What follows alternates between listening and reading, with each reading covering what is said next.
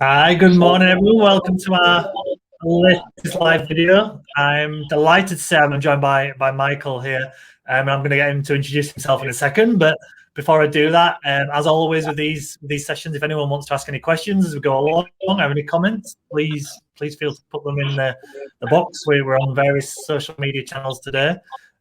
So please do that. If you are watching it on demand as well, feel free to put the questions in, and I'm sure Michael will be happy to cover a later time. So, yeah, today we're talking about secure lending audits. Now, it's something maybe a lot of people haven't come across and don't really know what it is. So that's hopefully the point of today is kind of explain a little bit more about it. So, yeah, fingers crossed. Yeah. So, Michael, I'll hand it over to you. Do you want to just kind of introduce yourself, who you are, what you do to start with? Yeah, sure. So my name's Michael May, and I'm the owner and founder of Secured Lending Auditing Limited. We've been running sort of properly for about 5 months, because we're in June now. So we've been running for 5 months now, getting a fair bit of traction, and yeah, hopefully we're going to continue in a sort of forward direction. Well, absolutely, yeah. So I guess a nice obvious question to start with, Michael, is what is a secured lending audit? Right, so secured lending audit. So when you hear the word audit, a lot of people think about financial audits that accountants will perform, where they go through all your transactions and they make sure that everything's reported right and costs are apportioned appropriately and so on. And we kind of do exactly the same thing, but on a commercial loan or a mortgage. So but what we do is we take all the various bits of information that are on the standard agreement and any associated terms and conditions. Also, we take into account any communications between the lender and a borrower about the product. And then we look at the statements and we basically do a reconciliation between the two, and we'll make sure that what is on the statement, what has been paid and what has been charged and so on, is in line with what the borrower has signed up for. So we do that sort of very detailed analysis of all the documents, just to make sure that everything is as it should be and what the borrower has signed up for. So it is an audit. It can confuse people, so you can talk about it as a check or a review, just to make sure that everything is being run and applied to the mortgage or loan as it should be. Yeah, that makes sense, because I think probably most people, you just kind of assume these things are right, don't you? I think it's fair to say. Yeah, and we know what assumption is, don't we, unfortunately? Absolutely. Yeah.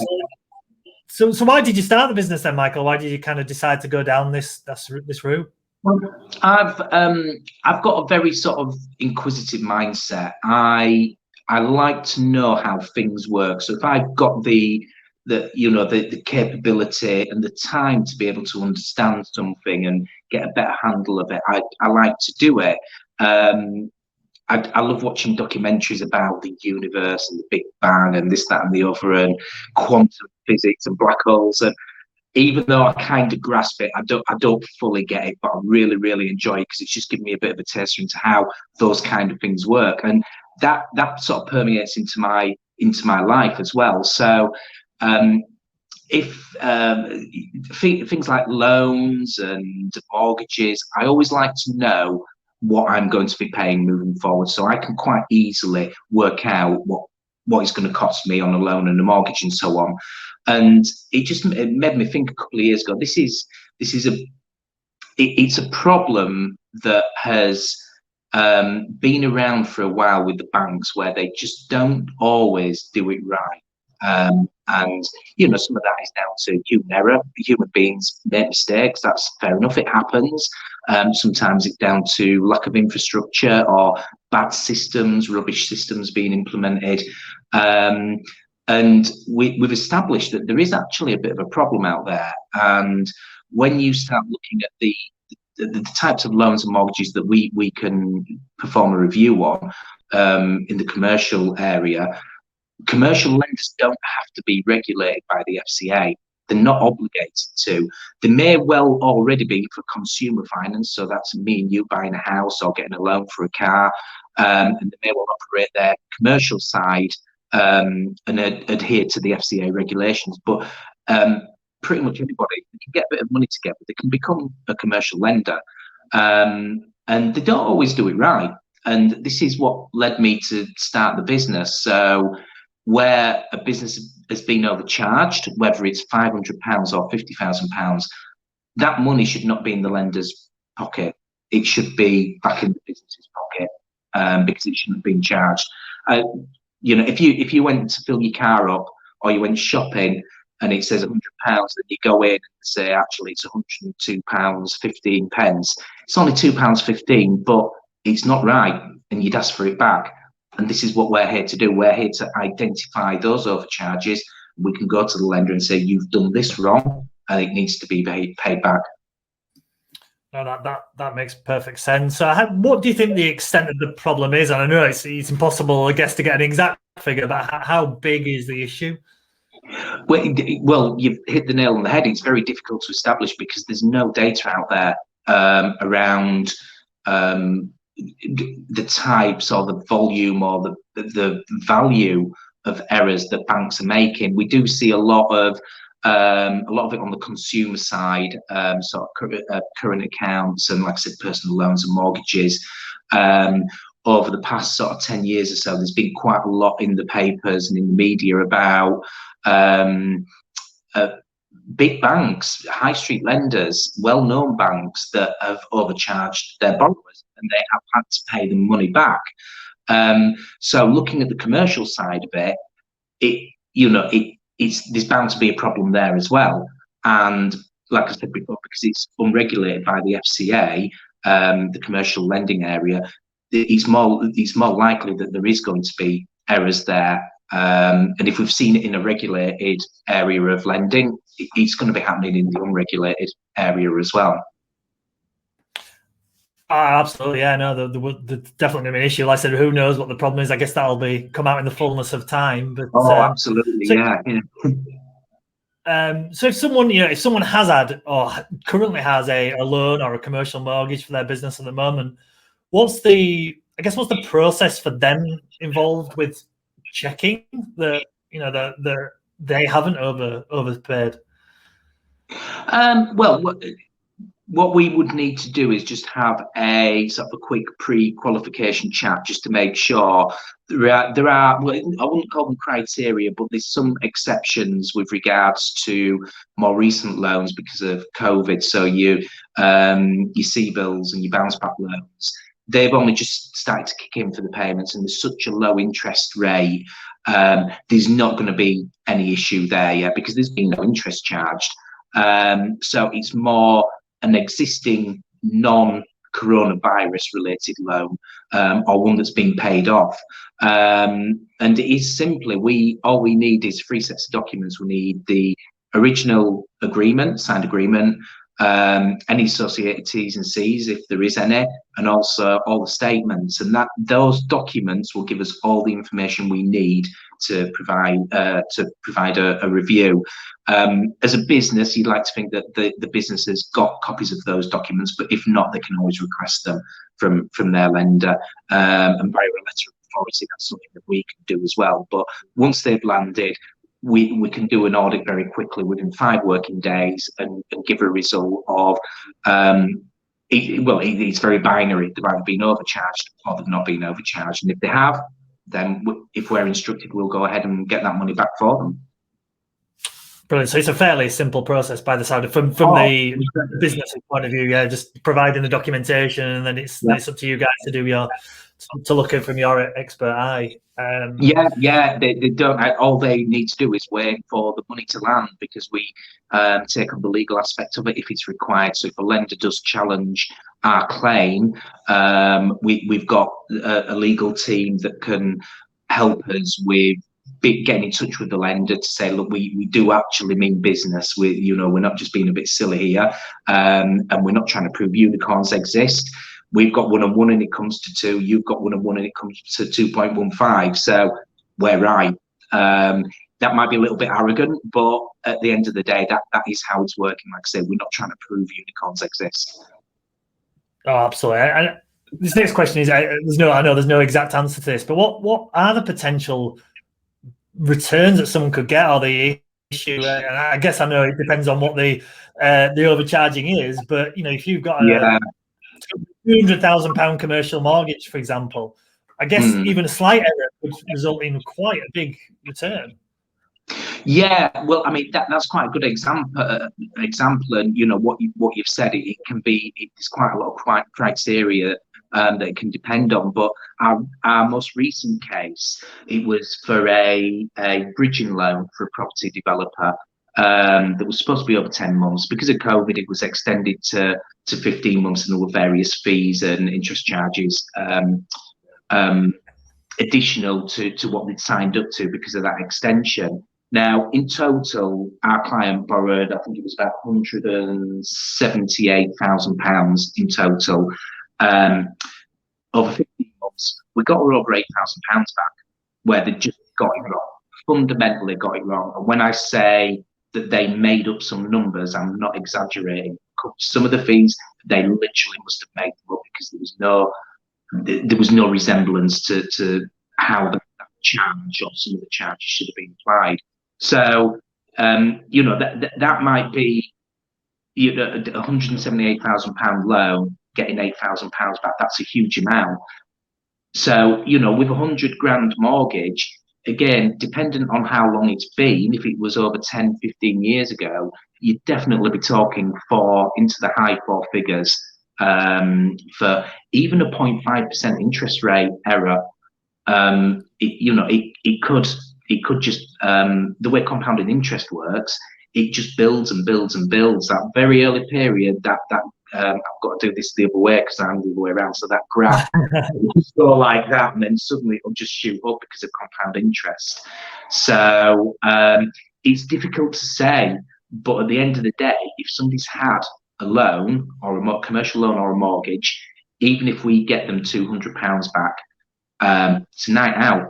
It's it's paying for tires on the car. It's money that should be in their pocket and not in the lender's pocket. So it's nice to get those big wins, but it's kind of to us it doesn't really matter. I don't care whether it's £200 or £200,000. We'll get that money back for them. Yeah, I guess obviously the nature of a bridging loan, and bridging loans are short term. So you mentioned there was 9 months, was it? Yeah. They're generally kind of a year at tops, aren't they? So if someone, again, the example I use of a commercial mortgage might be 15 years, I guess the potential returns on something like that could be even higher because the error would definitely. I mean, we can go back to what we're into 20. So we can go back to sort of late 2006. For when a loan or a mortgage was paid off, we could review those. There are some caveats around that if we do find something, but because it costs nothing, if we find something and then we establish that for one of these reasons that we can pursue a claim, it doesn't cost the business anything. Until that money is landed in their account, it costs them nothing. So we will still do that review. Anything up to 6 years ago, we can absolutely make a claim for. So if a loan or a mortgage was paid off late 2015, and that had been running for 30 years, what's that? Going back to 1985. So if they made a mistake early doors on that, you could be talking a huge amount of money to be able to reclaim. And if you look at the 15-year rule as well, you could be going back to the early 80s, late 70s, and it'd be a bit more challenging to get the information. But again, once we've got it, we can do a review and potentially get a claim in. Yeah, that's interesting. So obviously, I'm assuming you're talking to quite a lot of businesses at the moment and people who've had bad lending. What's the kind of feelings from them in terms of the potential experience that they had and the chance of getting some returns? Well, I've been speaking to sort of people in the commercial finance area. And although there's not been yes, there is definitely an issue here.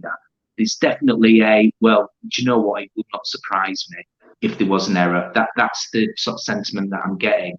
And I mean, just looking at kind of two extremes for cases that we've looked at, I've just talked about the £8,000 for a very short-term bridging loan. We did find a fundamental error with one of the high street lenders on a commercial mortgage that was taken out in 2008.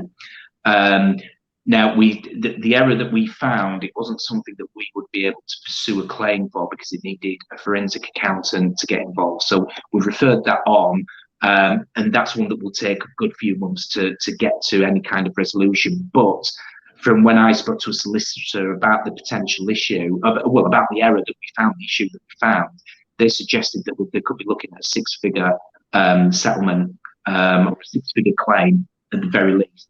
And this is from one of the high street lenders. For 10 years, they didn't notice this fundamental error. And there's an argument that the borrower should have seen the error, but some business owners, they're more business focused rather than finance focused. So yeah, potentially this guy could be claiming six figures back from a high street lender. So we've got an unregulated small commercial lender all the way up to one of the high street lenders, and you've got just a huge amount in between. So if we found those two, what's going on around here? So there's definitely something there. I'd be incredibly surprised if after 6 months we just didn't get anything else, because it does go on. We've seen it.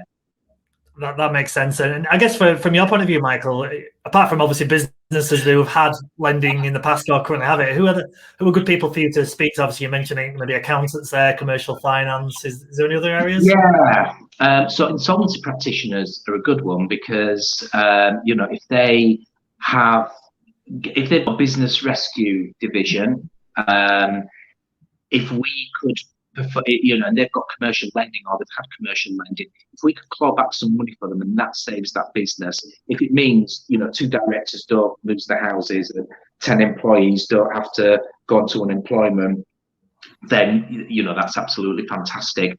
If a business has already gone insolvent, then we could act on behalf of the insolvency practitioner to just try and get some money back. So that that will help with creditors. And when it comes to insolvency, your unsecured creditors, your non-preferential creditors, they lose out. They might get tuppence in the pound. So if we can get them 10 pence in the pound, again, it's not a huge amount, but it shouldn't be in the money. It shouldn't be in the bank's pocket. It should be with the business or the people in the business owe money too. So IPs are a really good one. Commercial lending brokers to a degree, but there's an element of reticence for them to get involved, which I understand. But anybody who's got a client base of businesses that utilise commercial funding, so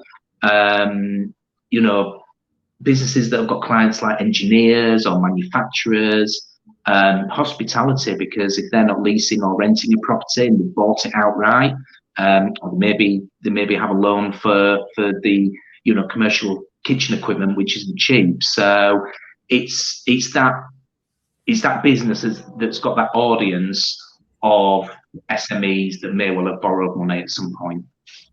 That makes sense. Thank you. And I guess finally, if people do want to find out a little bit more about what you're doing or contact you, where's the best places to do so? Well, it's our website, and I'm not sure where is that going to be published somewhere, or yeah, I can put it out there. Yeah, so there's the website, and we can be contacted via the website. There's also my LinkedIn page and the LinkedIn business page. And there's a few bits and bobs that have gone out sort of PR-wise as well in the media. So I'm sure if anybody did a Google search of secured lending auditing, we'd pop up in a few places, and there might be something interesting for them to read there. Absolutely perfect. That's great, Michael. Obviously, if anyone can't find you for whatever reason, you are listed on the Northern Affinity, so please do come to us, and we can point you in the right direction as well. Yeah. But I think it's really interesting the work you're doing, and I think there's a lot more to come from it as well, I would imagine, in the coming months and years.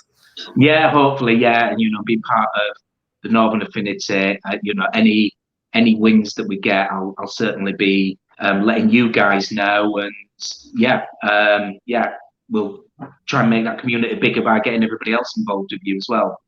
That's amazing, Michael. So yeah, thank you for people for watching, and thank you so much for your time, Michael. It's really appreciated. No, my pleasure. Great speaking to you, Mike, and thanks for the time.